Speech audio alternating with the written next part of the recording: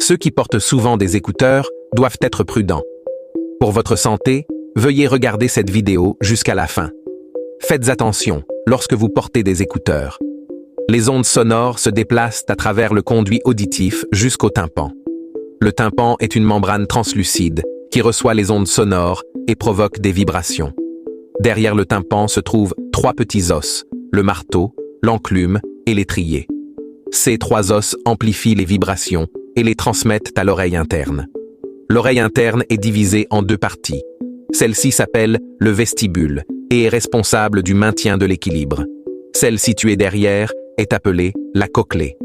Les cellules ciliées de la cochlée libèrent des impulsions nerveuses lorsqu'elles sont vibrées.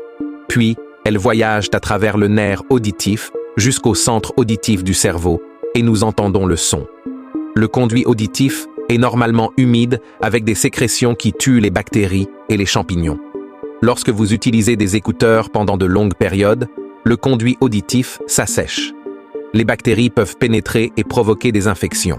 Et l'utilisation constante d'un volume élevé peut entraîner une surstimulation et un élargissement des cellules ciliées de la cochlée. Dans les cas légers, cela peut être réversible, mais dans les cas graves, cela peut entraîner des dommages cellulaires permanents. En conséquence directe, il y a une perte auditive progressive. Au début, cela peut se manifester par une perte auditive temporaire ou des acouphènes, mais avec le temps, cela peut devenir permanent. Alors, comment éviter ce danger ? Veuillez vous rappeler la règle des 60-60. Ne pas écouter de la musique à plus de 60% du volume maximum. Deuxièmement, ne pas écouter de la musique pendant plus de 60 minutes en continu. Certains d'entre vous peuvent ne pas être en mesure de respecter cette exigence en raison de circonstances particulières. Dans ce cas, faites toujours attention à la distance entre la source sonore et le tympan. Lors de l'utilisation d'écouteurs intra-auriculaires, la distance entre la source sonore et le tympan est la plus petite, ce qui est plus dommageable pour votre audition. Vous pouvez donc choisir des écouteurs avec des trous de ventilation, ce qui est mieux.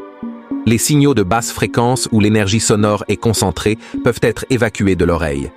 Essayez de ne pas utiliser d'écouteurs pour écouter de la musique dans un environnement bruyant afin de ne pas augmenter le volume, en particulier dans le métro qui, en tant qu'environnement relativement fermé, exerce une certaine pression sur l'oreille humaine.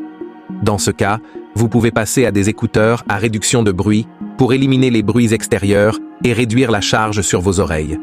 La capacité d'entendre est très précieuse. Tout le monde doit la protéger. Qu'en pensez-vous ?